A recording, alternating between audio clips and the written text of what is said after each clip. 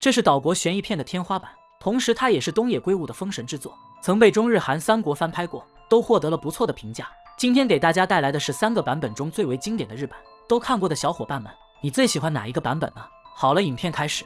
男主石神是一名数学老师，租住在廉价公寓里，每天的生活极其单调。早上7点准时起床走路去上班，而且他每天都会路过这里流浪者的聚集地。这里常年居住着6个流浪汉，他们的生活和食神一样，规律无趣，也没人在意。如果哪天突然消失了一个，也不会有人知道。但是在这个世界上，食神还是有一丝温暖的。除了家和学校，他会去一个地方，那就是隔壁邻居镜子开的便当店。镜子是一个带着女儿生活的单身女人，食神每天都会来到她的店里买上一份便当，再和她说上几句话，便是一天中最为温暖的时刻。然而这天意外发生了。12月1日晚，镜子正在做饭，她的前夫突然找上了门，并且还强行冲进屋里向她索要钱财。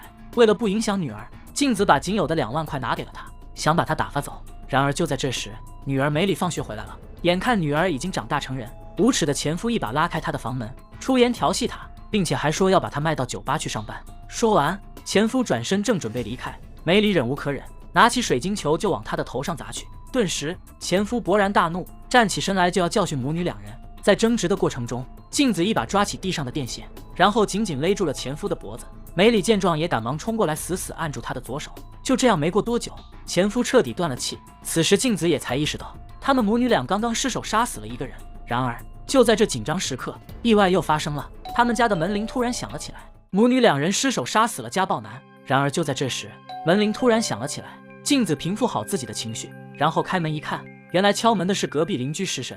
食神询问他是否需要帮忙，镜子表示不用了，他们刚刚在抓一只蟑螂。接着食神又淡淡的说了一句，杀死了吗？镜子知道事情已经暴露，于是将他请了进来。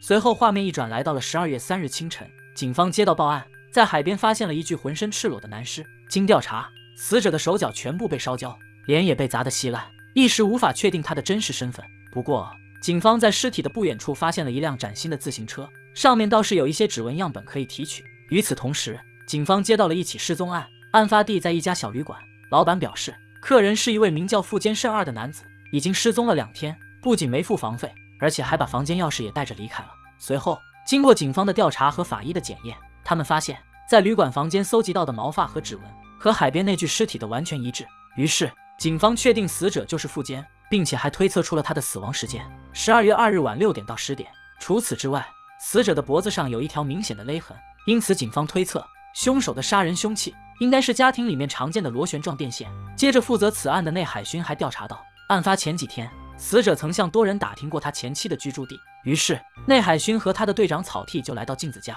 询问他12月2日晚去了哪里，在干什么。镜子看了一眼日历，随后表示那天晚上他和女儿去看了一场电影，然后还去歌厅唱了歌，很晚了才回来。询问结束，看他回答的没什么问题，2人离开。然而就在下楼时，突然间遇到了刚好回家的食神，眼看他是镜子的邻居，内海勋连忙追过去，拿出死者的照片，询问他最近有没有见过这个人。食神看着照片，很自然的回应说没见过。接着内海勋又问，你是做什么工作的呢？食神表示自己是一名高中数学老师，说完就打开信箱取出里面的信件，准备回屋。然而就在这时，一封来自帝都大学的信引起了内海勋的注意，他感到非常的疑惑，这封信邮寄给眼前这个普通的男人是想干什么呢？正想开口询问，可食神已经将门打开准备进屋，内海勋也就识趣的转身离开了。随后等2人一走，食神就来到公共电话亭给镜子打去电话。原来镜子刚才的回答都是食神帮他安排好的。食神表示就像这样按计划进行，把电影票根加在电影的简介书中。警方没有询问，你千万不要拿出来，如果他们非要看，你要先假装找不到，然后等他们自己发现。说完画面一转，来到帝都大学的课堂上，汤川学正在台上讲课，他是一位物理学天才，每次内海勋和草剃一遇到案件的瓶颈，就会来找到他，让他帮忙分析一下案情。内海勋表示，当他们第2次去调查死者的前妻，向他索要电影票根做不在场证明时，镜子找了很久都没有找到，然而却被我们随手一翻就发现了。说完，汤川学表示，如果死者的前妻是杀人凶手的话，那么这一次你们算是遇到真正的对手了。交谈结束，汤川学换好衣服准备去上课，突然草剃说了这样一句话，引起了他的注意，嫌疑人的邻居也是我们帝都大学的，名叫食神，你认识吗？听到这个名字，汤川学像打了鸡血一样，瞬间来了兴趣。随后他兴奋地说道，自己很少用天才这个词去形容谁，但是那个人他是真正的天才，这是一部你不看到最后永远都猜不到结局的高智商犯罪神剧。汤川学拿到食神的住址，连夜赶了过来。在学校时，他们就是很要好的朋友。当时汤川学是物理系公认的天才，而食神呢是数学系的。现在两人已有10多年未见，刚一见面就把酒言欢，彻夜长谈。汤川学问起食神，这么多年过去了，你还喜欢登山运动吗？食神低着头回答说，我也就只剩下登山和数学这2个爱好了。说完，汤川学从包里拿出了一份文件，声称这是送给食神的见面礼。食神接过一看，才发现原来这是一道数学题。他如获至宝，拿着笔就开始研究起来。转眼间到了半夜，食神终于解开了这道题。然而等他转头时，才想起汤川学还在这里。此时汤川学已经靠在书架上睡着了，食神正准备给他拿被子，忽然间看到凶器的他似乎想起了什么，眼神中也充满了杀气。他意识到，如果汤川学也加入到这个案子里，那么他就要开始实施自己的第2个计划了。随后两人一起走路上班，路过这里时，汤川学好奇地看着这5位流浪汉。食神表示，我和他们一样，每天的生活规律无趣，像一台机器似的。接着食神又说了这样一句话，让汤川学感到非常的意外。他说，我真羡慕你啊，和我一样的年纪，竟然还那么的年轻帅气。说完转身离开，剩汤川学愣在了原地。食神他从来都不会在乎自己的外貌的，今天是什么情况？难道说他喜欢上了某个女人？转眼间到了下午，汤川学和内海薰来到案发现场。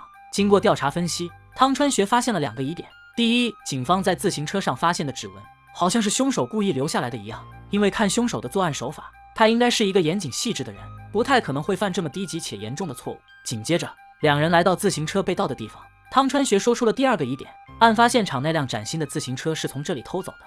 然而这里明明有很多车都没有上锁，他为什么非要去偷那辆上了锁的新车呢？汤川学表示，只有新车丢了，失主才会特别注意，并且想要去报警，这就说明了凶手想让失主尽快报案。可是汤川学始终想不明白，凶手为什么要这样做呢？他决定去找那个男人问问看，你觉得出1道难题和解1道难题，哪一个更困难呢？汤川学找到食神，表示想尝一下他最喜欢吃的那家饭菜。随后两人来到镜子的店里，点了一份招牌便当。然而就在这时，一个身材高大的男子突然走了进来，他眉开眼笑地对着镜子打招呼。镜子看到他也非常的高兴，原来男人名叫工藤，这段时间他一直在追求镜子，两人在店里有说有笑，仿佛情侣一般，可以看得出来他们互有好感。食神将这一切看在眼里，却痛在了心里。然而就是此刻，汤川学也发现了食神的不对劲。通过镜子，他看到食神的脸上露出了一丝嫉妒且愤怒的神情。果然这一切如他所想，食神他真的喜欢上了一个人。随后两人拿着便当离开，到达路口时正准备分离，突然汤川学提出了一个问题，你觉得出1道难题和解1道难题，哪一个更困难呢？食神刚刚转过身来，却不料这时有一辆车从他们中间穿过，因此汤川学也就没有看到食神的第一反应。接着食神淡淡的说道，你提出的这个问题真有趣，我会仔细想想看的。说完便转身大步离开了这里。至此2个绝世天才之间的战斗正式打响，谁会更胜一筹呢？随后画面一转到了晚上，食神给镜子打去电话，语气强硬地问起了关于工藤的事情。镜子也慌忙解释说，他只是自己的一个普通朋友。说完食神也没有追问，而是换梅里接起了电话。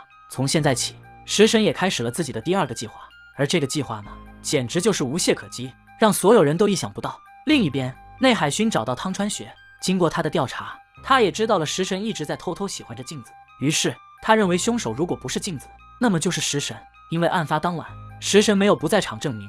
说完，汤川学迟疑了1秒，然后说道，凶手不可能是食神，因为如果是他想要解决掉一个人的话，根本就不可能用杀人这么愚蠢的办法。对于他而言，让一个人消失比解开1道数学题简单得多。接着汤川学又目光坚定地说道，凶手不是食神而是镜子。然而这到底是怎么一回事呢？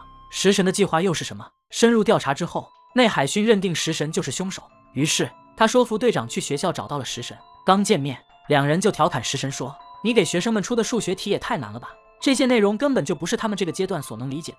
一听到数学，食神就兴奋起来，然后解释说，其实这些题都很简单，只不过他被我设下了盲点。就比如说某个题看起来属于几何的范畴，实际上却要用函数的知识才能解开。说完，内海薰拿出食神的出勤记录表，指着上面对他说道，12月2号和3号你都请了假，这2天你在哪里都干了些什么呢？食神淡淡的回应说，当时身体不舒服，请了假在家休息。随后调查结束，内海薰再次找到汤川学，向他说出了今天调查食神的事。然而就在汤川学听到盲点问题后，突然间想起了什么，接着他又看了一眼食神的出勤记录，瞬间明白了所有真相。随后他离开餐厅，打电话给食神，声称有事情要见面详谈。食神思考了片刻后，淡淡的说道：“要不明天我们一起去登山吧？我也有话想和你说。”转眼间到了第二天，两人带好装备来到雪山脚下。由于汤川学平时很少爬山，因此一路上他特别的艰难。不知过了多久，已经快要爬到山顶，风雪变得越来越大，汤川学也精疲力尽。他在暴风雪中呼喊着食神的名字，然而却没有得到任何回应。就在他以为要葬身于此，想要彻底放弃时，突然食神出现，一把将他拉起。就这样，两人爬到了山顶。随后，食神对着汤川学说道：“请忘记我出的这道难题吧，解开它，谁都不会幸福。”随后画面一转，镜子和工藤的关系越来越亲密，有时候他俩还会偷偷的约会。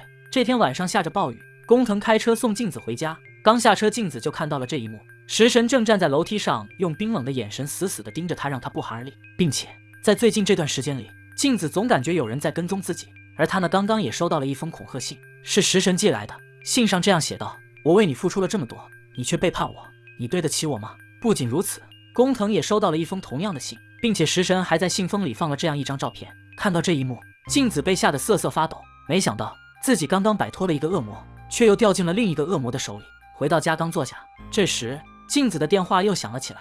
意识到这是食神打来的后，他胆战心惊地接起。随后食神在电话里说道：“我在你的信箱里放了2封信，一封白色，一封咖啡色。白色的那封看完要留好，不久后你将会用到。咖啡色的那封呢，看完之后就要立马把它烧掉。”说完，食神挂断电话。镜子把信取了出来，打开了白色那封，里面全是食神威胁恐吓他的话语。食神他到底想要干什么呢？这是一部将骗局写到极致的电影，如果你能看到最后，那么你一定会被他深深吸引。食神来到警局自首，声称是他杀死的富坚，并且还把杀人过程详细的告诉了警方。食神表示，他一直偷偷暗恋着死者的前妻，这段时间也一直都在跟踪尾随着镜子。得知富坚经常来骚扰他们母女俩，食神为了保护他们，将富坚引诱到了海边，用电线把他勒死后，再把他的手脚和面容这些全部销毁。这就是他的作案全过程。说完，画面一转，草剃和内海薰来到镜子家。经过询问，镜子也说出了这段时间被食神跟踪的事情，并且他还拿出了食神寄给他的恐吓信。采集完证词后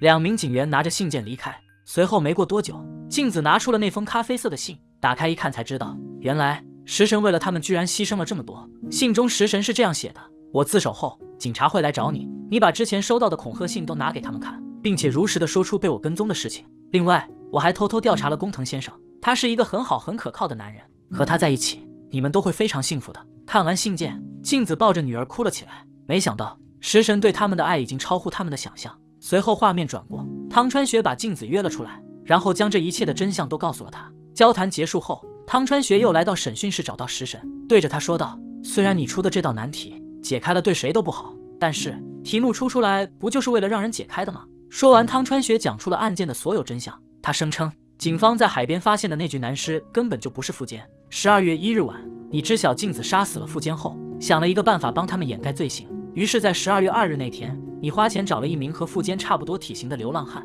让他穿着富坚的衣服去富坚之前所开的旅馆住上一晚。这样做的目的就是为了在那个房间里留下流浪汉的毛发和指纹，这是计划的第一步。随后到了晚上，你又让流浪汉骑着你偷来的新自行车，两人一起去到海边，接着你用电线将他勒死，然后把他的手指脚趾全都烧焦，脸也砸烂，最后还故意在案发现场留下自行车和车上的指纹。你这样做就是为了迷惑警方的调查方向，死者能识别身份的特征全都被销毁。然而经过检验，死者的 DNA 和富坚房里的 DNA 又完全一致，于是警方就理所当然地把流浪汉的尸体当成了是富坚的，这就是你所说的盲点问题。然而富坚的尸体或许早就被你想什么办法给处理掉了。说完，食神微微一笑，然后对着汤川学说道：“你编的这个故事真是精彩啊！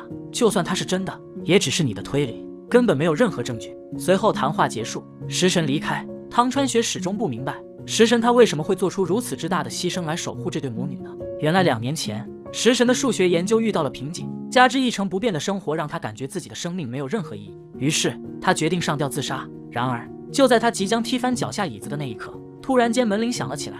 开门一看，原来是新搬来的镜子和他的女儿梅里，两人热情地介绍着自己，并且还给食神带来了小礼物。从那一刻起，食神他好像又找到了生活的意义，每天听着母女2人的欢声笑语，再去镜子的店里买上一份便当，便是他一天中最开心快乐的事情。后来当他得知2人失手杀死了富坚后，他也决定了要不惜一切代价的去守护这对母女，因为只要他们能幸福快乐的生活下去，自己的生命也就拥有了意义。于是他动用自己的聪明才智，设下了这样一个迷局。本来一切都在他的掌控之中，但汤川学的出现让他改变了计划。他决定牺牲自己，故意在汤川学面前说起自己的相貌问题，故意露出嫉妒的表情让汤川学看到，故意给工藤和镜子写恐吓信。他这样做的目的，就是为了把所有的嫌疑都往自己身上引。果然，这一切都在按照他的计划进行。马上食神就要进入监狱，到时候镜子他们母女俩也会彻底没了嫌疑。食神心想，他们一定能过上幸福快乐的日子。然而让他没想到的是，镜子突然出现在了警局，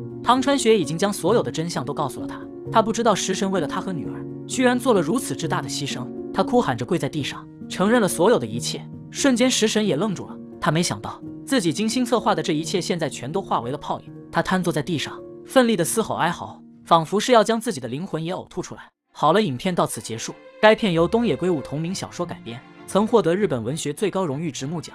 很多网友说，这是东野圭吾写的最好的一部作品，就连他本人也这样评价。这是我能想到的最纯粹的爱情和最完美的轨迹。最后，你觉得他的这部作品怎么样呢？好了，本期视频到此结束。喜欢东野圭吾的给小森点个赞吧，咱们下期继续。